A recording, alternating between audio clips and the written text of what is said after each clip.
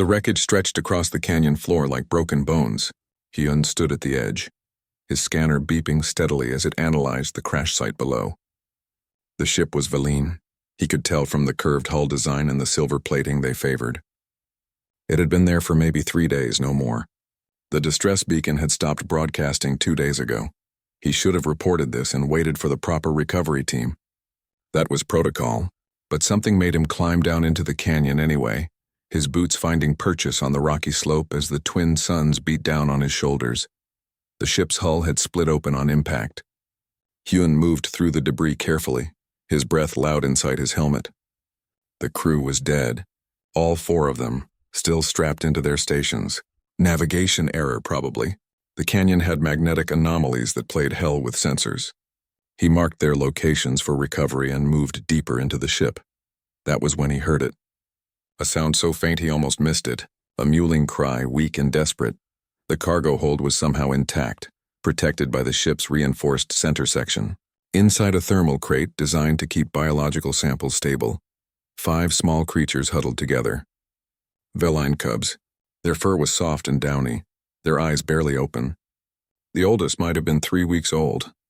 The youngest looked barely a week old, small enough to fit in his palm. They were dying. The crate's power supply was failing and they were cold, hungry, and alone.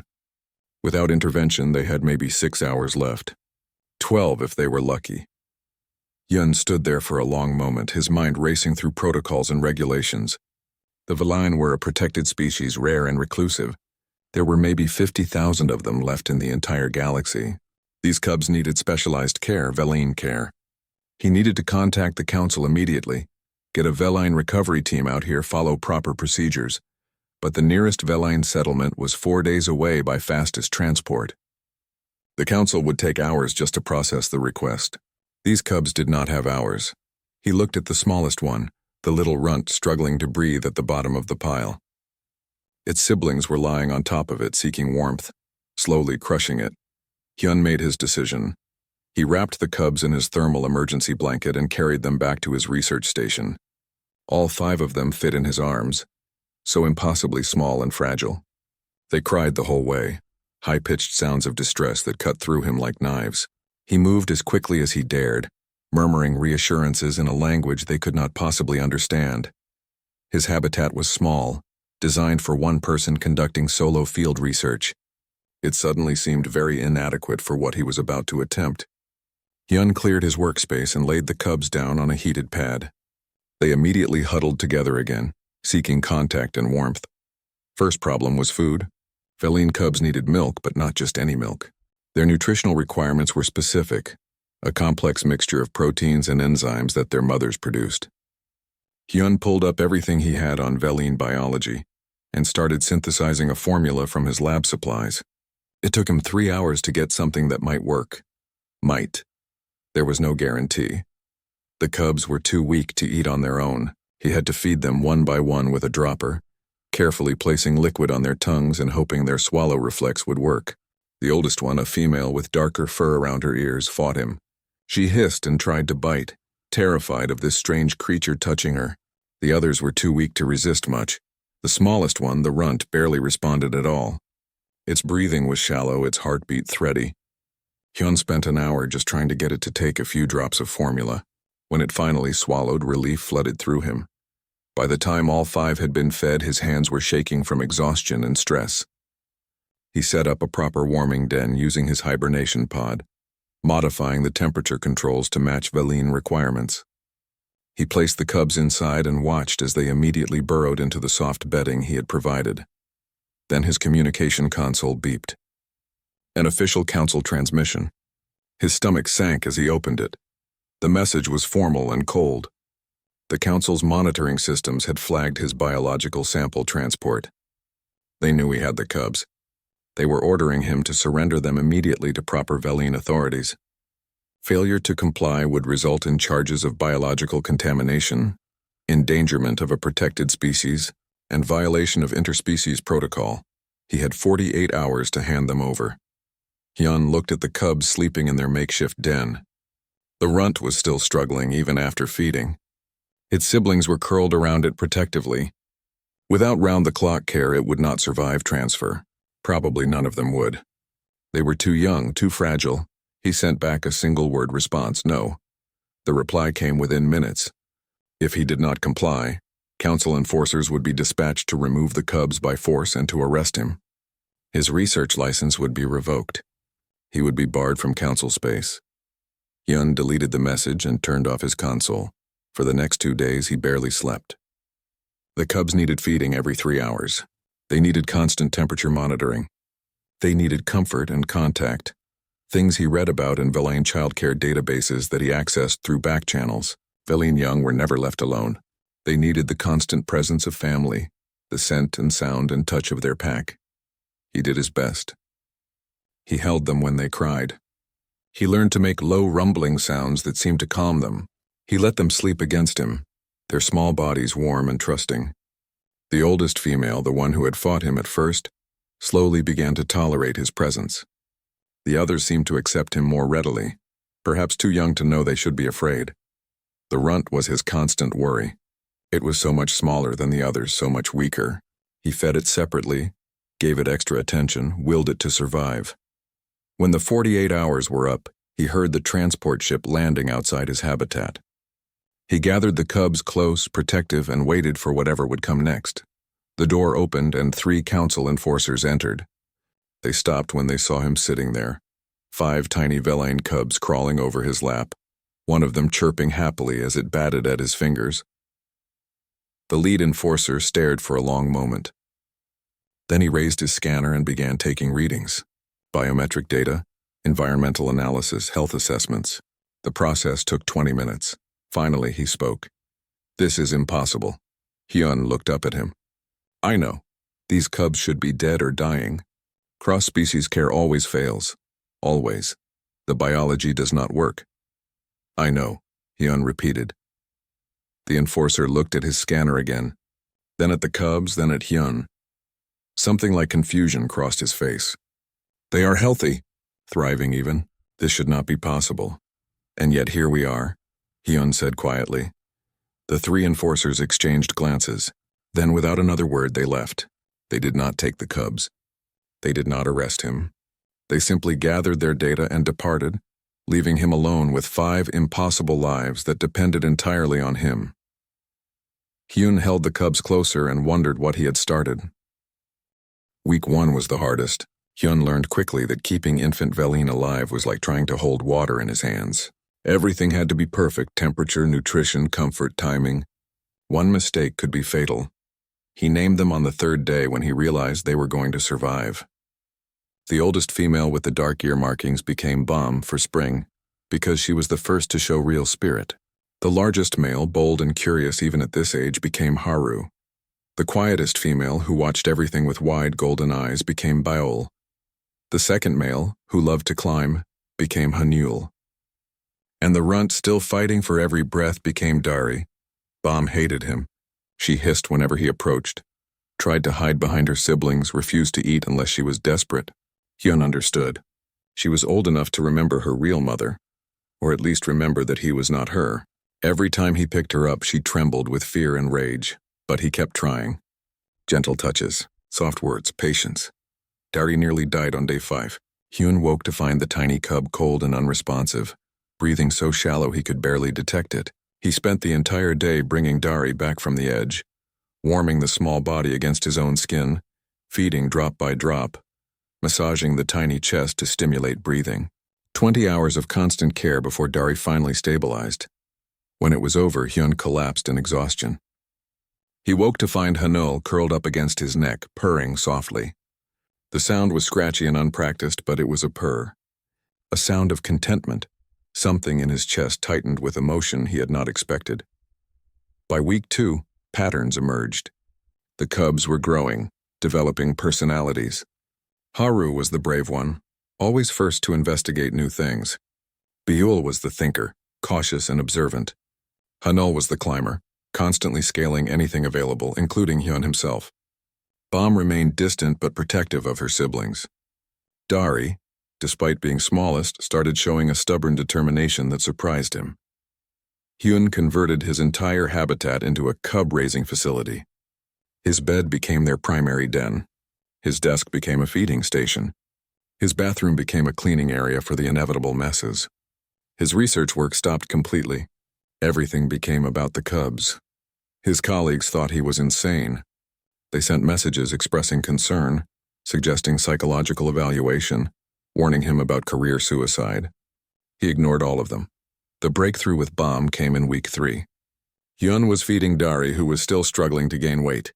It was the middle of the night and he was exhausted, moving on autopilot. Dari was being difficult, refusing the formula, and Hyun was trying every trick he had learned. Gentle stroking, warmth, patience. He did not notice Bomb watching from the den entrance until she made a small sound, something between a chirp and a question. He looked up. She was staring at him with those golden eyes, head tilted. "Hey, Bomb," he said softly. "It is okay. I am just helping your sibling." She took one step forward, then another. Then she crossed the entire room and pressed herself against his leg. Not hiding, not fleeing, just there, seeking contact. Hyun froze, afraid to move and break the moment. Dari finally took the formula, drinking properly for the first time that night. And Bomb stayed, her small body warm against him, gradually relaxing. When he finally placed Dari back in the den, Bomb followed. But she looked back once and her eyes were different, less afraid. Week 4 brought new challenges. The cubs were becoming more active, more curious, more demanding. They wanted to explore. They wanted to play. They wanted constant attention from him, crying pitifully when he stepped away even for a minute. Hyun learned to work with a cub attached to his shoulder. He learned to eat one-handed while bottle feeding with the other. He learned to sleep in brief stretches, waking instantly when any of them made a distressed sound. He learned Veline comfort calls from old research files, low rumbling sounds that seemed to soothe them. He learned to let them scent mark him, rubbing their faces against his hands and arms, claiming him as family. His life became completely consumed by 5 small creatures who, according to every expert in the galaxy, should not be thriving under his care. But they were thriving. By week 6, all 5 cubs were healthy and growing at normal rates. Even Dari had caught up to the others in size and activity. They played together, tumbling and wrestling in ways that looked alarming but were apparently normal. They groomed each other and increasingly tried to groom Hyun, their small tongues rough against his skin. They learned to understand his emotions. When he was tired, they were calmer. When he was happy, they were playful. When he was worried, usually about Dari's health, they stayed close and quiet. It should not have been possible. Veline cubs were supposed to need Veline emotional cues, Veline pheromones, Veline social structures. Somehow they had adapted to him. Or he had adapted to them. Or both. In week 7, the council sent inspectors. 2 of them arrived without warning, entering his habitat with scanners and cameras. They documented everything: the cubs' health, their behavior, their environment, their attachment to him. One inspector, a tall alien with crystalline features, watched Bayol climb into Hyun's lap and fall asleep there. "This should not work," the inspector said quietly. "Every biological marker says this should not work." "I know," Hyun replied, stroking Bayol's soft fur. "We have documented cases of cross-species fostering attempts across 3,000 years of galactic history. All failed. The young either died, became feral, or developed severe trauma. There are no exceptions. Until now," Hyun said. The inspector stared at him for a long moment. "Until now," they finally agreed. They took samples. Blood, fur, environmental readings, behavioral recordings. They interviewed him about every aspect of care, every detail of the cub's development, every interaction and bonding moment. The process took 2 days. When they finally left, they did not take the cubs. But their final statement was ominous. "The council will be watching this situation very closely. If these cubs show any signs of developmental problems, they will be removed immediately." Week 8 arrived with a milestone. All 5 cubs were now mobile, coordinated, and social. They had formed a tight pack unit with each other, and they had fully bonded with Hyun as their caregiver. Bomb no longer hissed at him. Instead, she followed him everywhere, self-appointed guardian of her strange 2-legged parent. Haru had learned to open cabinets. Poyul had started mimicking his words, making sounds that were almost speech. Hanyul climbed the walls literally. Dari had become the most affectionate, constantly demanding cuddles. They were happy, healthy, thriving. One evening, as the twin sun set outside his window, Hyun sat with all 5 cubs piled on and around him. Bam was draped across his shoulders. Haru and Hanul were wrestling at his feet. Bayol was studying his hands with intense concentration. Derry was asleep against his chest, purring. He thought about the crash site where he had found them. He thought about all the ways this could have gone wrong. He thought about the council's warnings and his colleagues' concerns and the scientific consensus that said this was impossible. Then Bam nuzzled his cheek, a gesture of pure trust and affection, and he stopped thinking about any of that. They said no species could raise another's young. They said the biology was wrong, the chemistry impossible, the bonding mechanisms too specific. They were wrong, not because the science did not matter, but because they had forgotten something important. Love does not require a shared biology. It requires only the will to try, to care, to stay when it would be easier to leave. Hyun had stayed, and 5 impossible lives had bloomed because of it. The transport ship arrived on a cold morning when the cubs were 3 months old. Hyun watched through his window as it landed, knowing this visit would be different. This was not another inspection. This was an investigation. The woman who emerged was human, which surprised him.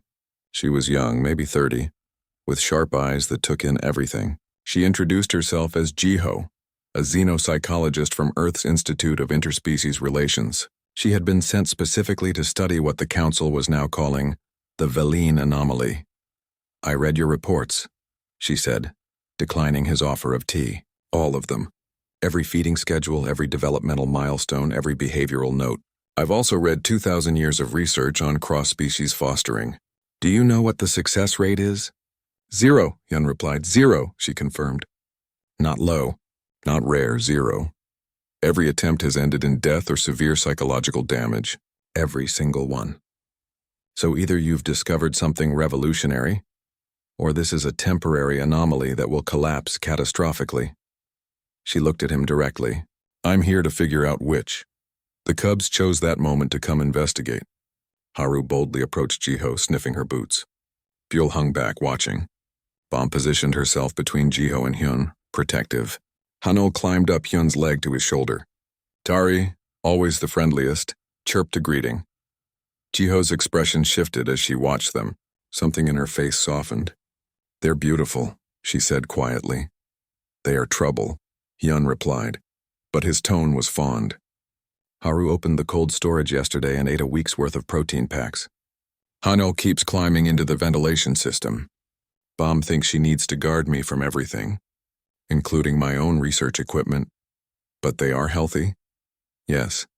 "And bonded to you?" "Yes."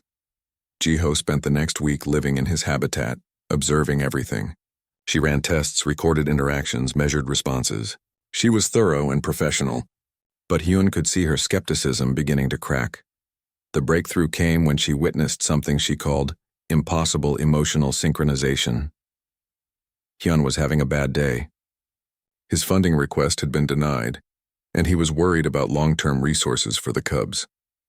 He tried to hide it, but the cubs knew immediately. All 5 of them abandoned their play and clustered around him, offering comfort in their own ways. Bam pressed against his leg. Haru brought him a toy. Bill made soft chirping sounds. Hanul groomed his hair. Derry simply climbed into his lap and purred. "That should not work," Jiho said, her voice stunned. Veline young respond to specific pheromone markers of distress in adult Veline. You're not producing those markers. You're not even producing human distress markers in a way they should be able to read. Yet they know. They all know exactly what you're feeling. They have always known," Hyun said simply. Jiho sat down heavily. "This changes everything. If emotional bonding can transcend biological signaling systems, if attachment can form across completely different neurological structures." She trailed off, staring at the cubs. "We need to understand how this is happening." The tests became more intensive. Neural scans, behavioral analysis, biochemical sampling. Jiho discovered that the cubs had developed unique adaptations. Their brains showed plasticity that young Veline raised by Veline parents did not show. They had learned to interpret human body language, human vocal tones, even human facial expressions. Skills that adult Veline struggled with, these cubs had mastered before they were 4 months old. Their code switching, Jiho explained to Hyun one evening. When they interact with you, they use human-compatible social behaviors. When they interact with each other, they use feline social behaviors. They're functionally bilingual in species interaction. I've never seen anything like it. Is that good or bad? Hyun asked. I don't know, Jiho admitted. It's unprecedented. The next visitor arrived a week later. Mirai was feline, a council representative sent to assess the situation from her species' perspective. She was elegant, reserved, and clearly unhappy about being there. I do not approve of this experiment, she said immediately. These cubs belong with their own kind. What you are doing is unnatural. Hyun said nothing. He had learned that arguing was pointless. Instead, he simply continued his daily routine, caring for the cubs while Mirai watched with disapproving eyes. But cubs do not care about politics or disapproval. Haru approached Mirai with curiosity, sniffing her thoroughly. She was feline like him, and he seemed fascinated by this. Mirai stiffened but allowed it. Then Haru made a mistake. He wandered too far from Hyun and realized it suddenly. He looked around, panicked, and cried out. Not to Mirai, the adult of his own species standing right there. To Hyun, Hyun responded instantly, scooping Haru up and murmuring reassurance. Haru buried his face in Hyun's shirt and calmed immediately, purring. Mirai stared. That is not possible. Young feline seek adults of their own species when distressed. It is instinct, coded in our genes. Maybe instinct is more flexible than we think, Jiho suggested. Over the next few days, Mirai watched the cubs interact with Hyun. She watched him feed them, play with them, comfort them, teach them. She watched them seek him out constantly, trust him completely, love him obviously, and slowly her expression changed from disapproval to confusion to something that might have been wonder. This should not work, she said finally, echoing what everyone said. Our young need family scent markers. They need specific vocal frequencies for proper language development. They need pack structure and social learning from adult feline. They need love? Jiho interrupted gently. Maybe they just need love, and maybe that is not as species-specific as we thought. Mirai was quiet for a long moment. Then she said something that surprised everyone. I want to help. If this is real, if this can work, other cubs could benefit. Orphaned feline young usually die because there are so few of us left to care for them. But if other species could help... She looked at Hyun. We need to understand how you are doing this. The three of them became an unlikely research team. Jiho analyzed the psychology. Mirai provided feline cultural context. Hyun simply continued being a parent, while they studied every aspect of how he did it. They discovered patterns. Physical contact was crucial. Hyun rarely went an hour without touching or holding at least one cub. Routine mattered. The cubs thrived on predictable schedules. Patience was essential. Hyun never forced affection or interaction, letting the cubs come to him. And most important, genuine care. Every action Hyun took was motivated by the cubs' well-being, not scientific curiosity or personal gain. It is not complicated, Hyun said when they asked him to explain his methods. I feed them when hungry, comfort them when scared, play with them when energetic, and keep them safe always. That is what family does. But the galaxy was watching now. News of the impossible cubs had spread. Scientists wanted to study them. Politicians wanted to regulate them. Ethicists debated whether Hyun was a hero or dangerously irresponsible. The cubs became famous, symbolic of something larger than themselves. The council announced they were opening a formal investigation into cross-species fostering. If Hyun's success could be replicated, it would revolutionize how they approached orphaned young of rare species. But if it was just a fluke, if the cubs showed developmental problems later, it would prove the old wisdom correct. Everything hinged on what happened next. The cubs were approaching juvenile stage, a critical period of development. This was when feline young learned complex social behaviors, when their identities formed, when their futures were decided. Without proper feline role models, the council argued they would fail at this stage. They would become neither fully feline nor anything else, lost between worlds. Hyun looked at his cubs, now gangly juveniles with two big paws and boundless energy. Bom fierce and protective, Haru brave and curious, Fuel quiet and clever, Hanul adventurous and wild, Dari small but determined. They were happy. They were healthy. They were loved, but would that be enough? The council set a date for a formal evaluation. In 2 weeks, experts would assess the cubs' development. If they passed, Hyun could continue raising them. If they failed, they would be removed and placed with Veline families. Hyun held Dari close, feeling the small heartbeat against his chest, and wondered if love could really be enough to overcome biology itself. The council chamber was enormous, designed to hold representatives from hundreds of species. Today it held far more. Every seat was filled and observers crowded the balconies above. The case of Hyun and the 5 Veline cubs had become the most talked about issue in council space. Hyun sat at a small table in the center of the chamber, feeling very alone. The cubs were not with him. They had been taken to a secure facility for neutral observation during the trial. He had not seen them in 3 days, the longest they had been separated since he found them. His chest ached with their absence.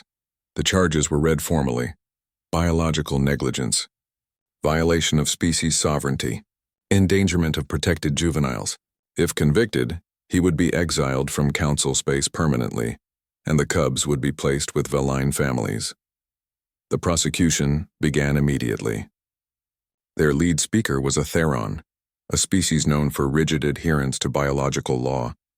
Its voice resonated through the chamber like a bell. The facts are simple. Hyun, a human, has taken custody of 5 Veline juveniles despite having no biological compatibility, no cultural knowledge, and no authority to do so. This violation of natural law has put these young lives at severe risk. The Theron projected images onto the chamber's screens, graphs, charts, historical data. We have 3,000 years of documented cross-species fostering attempts.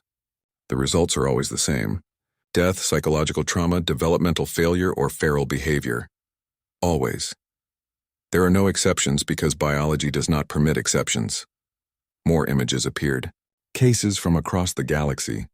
A Krellin trying to raise Vexen young, resulting in aggressive behavior disorders. A Sultari raising Mendek offspring, all of whom died before maturity. A human attempting to foster Quilvan hatchlings, who grew up unable to integrate with their own species.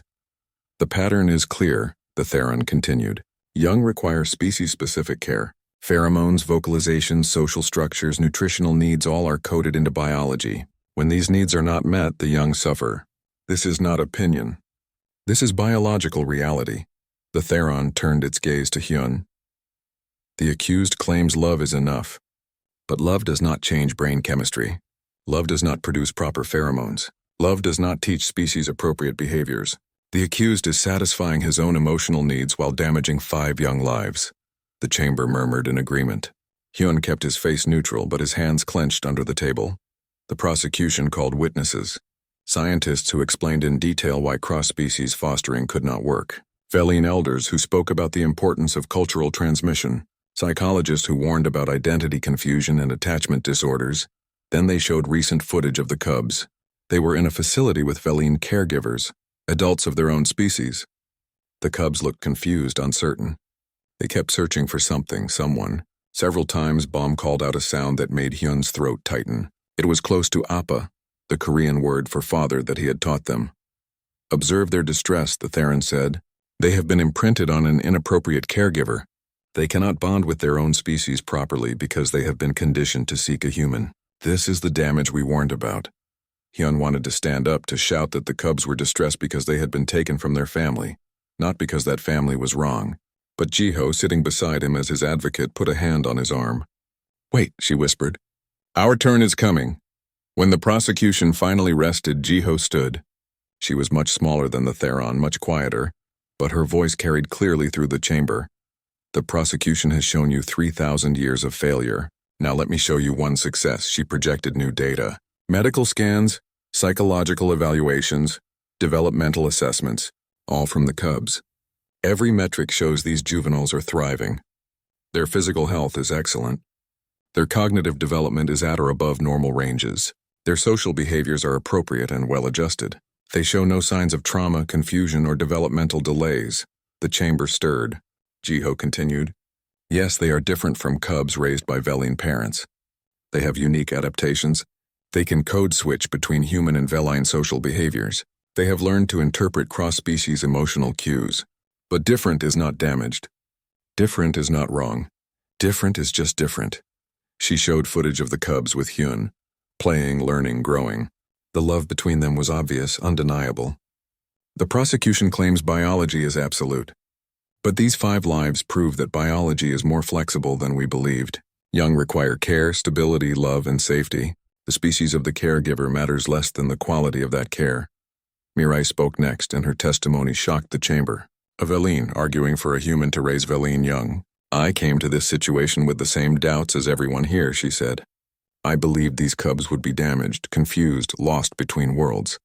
But what I found was 5 healthy juveniles who know exactly who they are. They are Veline, and they are also Hyun's children. Both truths coexist. She paused, letting that sink in. My species is dying. We number so few that every life is precious. We lose orphaned cubs regularly because there are not enough feline caregivers. But if other species can help, if this can be taught and replicated, we could save lives. Are we so bound by tradition that we would rather let our young die than accept help from someone different? The chamber erupted in argument. Some agreed passionately. Others objected violently. The council called for order, but the debate continued. Finally, they brought in the cubs themselves. All 5 of them, escorted by Veline caregivers. They looked around the massive chamber with wide eyes, overwhelmed by the noise and crowd. Then Bom saw Hyun. She did not wait for permission. She bolted across the chamber floor, her siblings following instantly. All 5 cubs reached Hyun simultaneously, climbing over him, pressing against him, crying with relief and joy. Hyun wrapped his arms around as many as he could, murmuring reassurance. The chamber fell silent, watching this reunion. The council's lead arbiter spoke. We will hear from the juveniles themselves. Bom, you are the eldest. You have the cognitive capacity to speak for yourself. Tell us, do you wish to remain with this human or be placed with Veline families? Bom looked up from where she pressed against Hyun's chest. When she spoke, her voice was clear and strong, mixing Veline clicking sounds with human words. You say I am not properly Veline. You say I am damaged because my father is human. But I know who I am. I am Veline. I am also Hyun's daughter.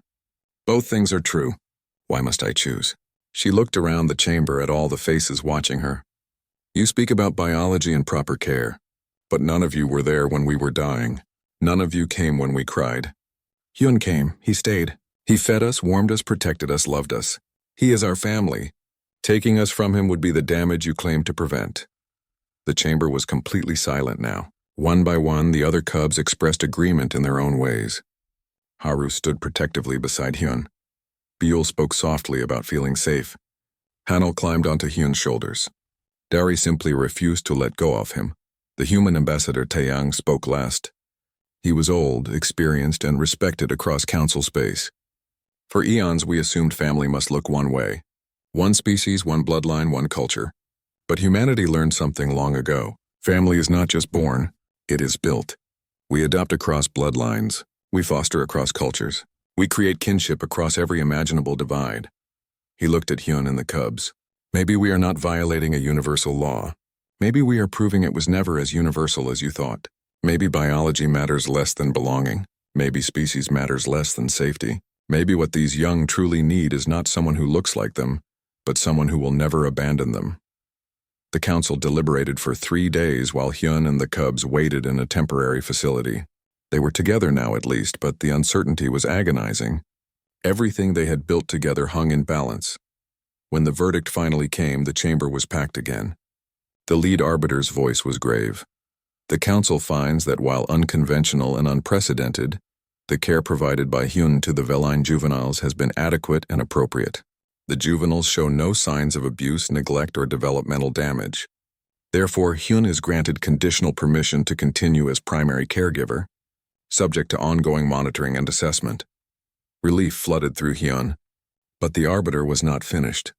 Furthermore, the council recognizes that this case raises important questions about cross-species fostering. We are establishing a formal research program to study whether this success can be replicated systematically.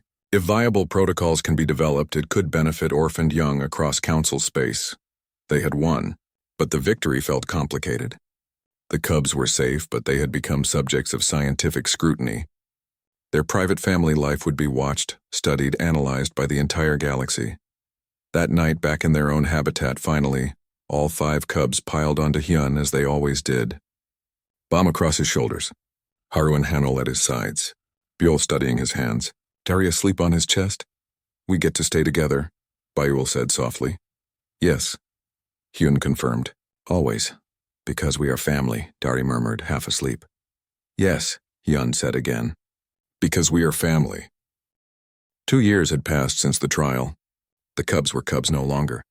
They were young adults now, sleek and strong, their once downy fur grown into beautiful patterns. They had become something the galaxy had never seen before. Veline raised by a human belonging fully to both worlds. Bomb had grown into her protective nature. She worked as a cultural liaison now, traveling between human and Veline settlements, helping bridge the gap between species. She moved through both worlds with confidence, speaking multiple languages, understanding nuances that others missed. When humans needed to understand Veline customs, they called Bomb. When Veline needed to navigate human bureaucracy, they called Bomb. She visited Hyun's habitat often, bringing stories of her work. There was a trade dispute today, she told him one evening, grooming his hair absently in the way she had done since childhood. The Veline delegation was insulted because the human negotiators did not understand proper greeting protocols. I explained to the humans that direct eye contact is too aggressive, and I explained to the Veline that humans do not mean offense by it. Simple misunderstanding, but it could have destroyed months of negotiation. You are good at this work, Hyun said. You taught me, Bomb replied simply. You showed me that different does not mean wrong, that we can belong to multiple worlds at once. I just help others learn the same lesson. Haru had followed in Hyun's footsteps, studying xenobiology at the colony's research institute, but his focus was unique. He studied cross-species fostering, trying to understand his own existence scientifically. He wanted to create protocols, training programs, support systems for others attempting what Hyun had done. I am not the only one anymore, Haru told Hyun excitedly during one of his frequent visits. There are 6 other cases now across Council space. A human fostering Krylon hatchlings, a Veline raising human orphans, a Mendek caring for Quilvan young. They all contacted me asking for advice, wanting to know how we made it work. He showed Hyun his research notes, filled with observations about attachment theory, cross-species communication, adaptive parenting strategies. The council was right that we needed to understand this. But they were wrong about why. It is not about proving something is impossible. It is about learning how to make the impossible possible. Buell and Hanul had taken different paths. They had spent the last year living in a Veline community, learning traditions they had never grown up with. They were integrating their human upbringing with Veline culture, creating something entirely new. We do things wrong sometimes, Hanul admitted when they visited. Veline customs are confusing when you did not grow up with them, but the elders are patient. They say we bring fresh perspectives. We ask questions they never thought to ask because we see things from outside. Are you happy there? Hyun asked, trying not to let his worry show. He missed them. Yes, Buell said softly, but we miss you. It is strange to be in 2 places at once, to want 2 homes. Sometimes I feel pulled in different directions. That is okay, Hyun said. You do not have to choose. You can be both. You can have both. You taught us that, Buell said and smiled. Dari had become something unexpected.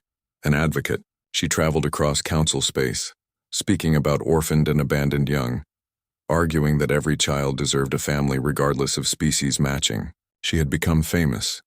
The smallest cub who had nearly died, now a powerful voice for change. They tried to take us away because we were different, she said in her speeches. They said our family was wrong because it did not match their rules. But we were dying when Hyun found us. Dying. And he saved us, not because we were the same species, not because it was easy, but because we needed help. And he could give it. That is what family means. That is what love means. Her advocacy was changing laws. 3 star systems had updated their adoption and fostering regulations because of her work. Orphaned young were being placed with qualified caregivers regardless of species.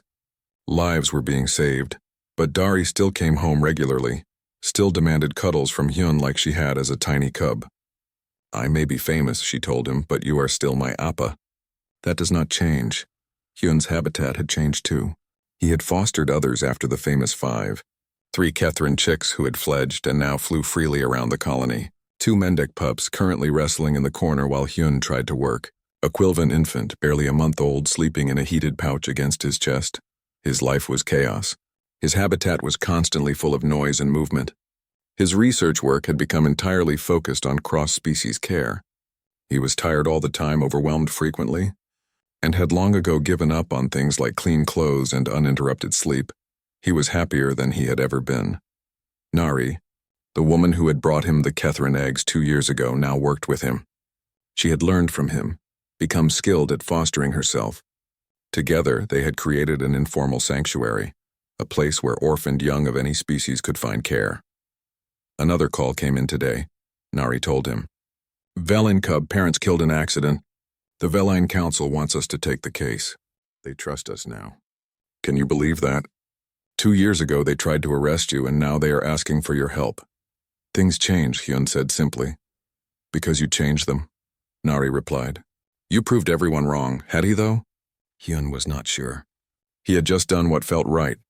He had seen young creatures in need and helped them. Everything else had followed from that simple choice. One evening, all 5 of the original cubs came home at once. It was rare now that everyone's schedules aligned, but they had planned this visit together. They gathered in the habitat that had been their first home, now modified and expanded but still recognizably the same place where they had grown up. They brought food and shared stories. Bam talked about her latest diplomatic success. Haru showed his newest research findings. Bayul and Henil described Veline festivals they had experienced. Dari shared feedback from her most recent advocacy campaign. The Mendek pups tried to join the reunion and were gently redirected to their play area. The Quilvan infant woke and needed feeding. The Catherine chicks demanded attention. Hyun's life was as chaotic as ever, but watching his 5 grown cubs, seeing who they had become, he felt overwhelming pride. They were healthy. They were happy. They were successful. They were kind. They had taken the impossible start he had given them and built remarkable lives. As the twin suns began to set, they all went outside. The colony's lights were coming on, and the evening air was cool and pleasant. They stood together, Hyun surrounded by his fostered children looking out over the settlement that had become their home. Do you ever regret it? Bam asked suddenly. Taking us in? Everything you went through, the trial, the scrutiny, giving up your original research career. Do you ever wish you had just followed protocol? Hyun looked at her, at all of them, and the answer was so obvious he almost laughed. Never, not once. Not for a single moment. Good, Dari said, pressing against his side in the way she had done since she was tiny. Because we do not regret it either. A transport ship approached in the distance. Another arrival to the colony. Hyun watched it land, wondering idly what it carried. Then he saw someone emerging. A young woman carrying something wrapped in thermal cloth. She was looking around uncertainly, clearly new to the colony, clearly lost. Hyun recognized the look on her face. Desperation, hope, fear. The same emotions he had felt 2 years ago when he had made an impossible choice. The woman saw him and started walking over. As she got closer, he could hear what she carried. Soft chirping sounds. Infant sounds. Orphaned young of some species needing help. She stopped in front of him and her words came in a rush. Are you Hyun? The one who fostered the Veline cubs? I found these. Theron hatchlings. Their mother was killed. Everyone says it is impossible to foster them, that they need specific care only Theron can provide, that I should just leave them, but I cannot. I cannot just leave them to die. Someone told me you might help. Hyun looked at the hatchlings in her arms. Then he looked at Bam, Haru, have survived, who were told they would be damaged, who had proven every expert wrong. They were smiling at him. They knew what he was going to say. Hyun turned back to the woman and took the hatchlings gently. They were so small, so fragile, so alive. It is impossible, he told her honestly.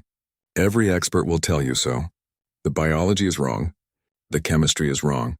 Everything is wrong. He looked down at the tiny creatures in his arms, already making plans for their care, already committed to their survival. Let me show you how to prove them wrong. Behind him, Bam called out, Appa, are we eating or not? Food is getting cold. The word Appa in a Veline voice. Once impossible, now just normal, now just family. The galaxy had said no species could raise another's young. They had said it was biological law, immutable and absolute. They had 3,000 years of failure to prove their point, but they had forgotten something important. They had forgotten that love does not follow biological rules, that family is not determined by genetic code, that the will to protect, to nurture, to care can transcend every boundary biology can create. They had forgotten the most human trait of all, the refusal to accept that something is impossible simply because no one has done it yet. Hyun carried the Theron hatchlings inside, the Woma,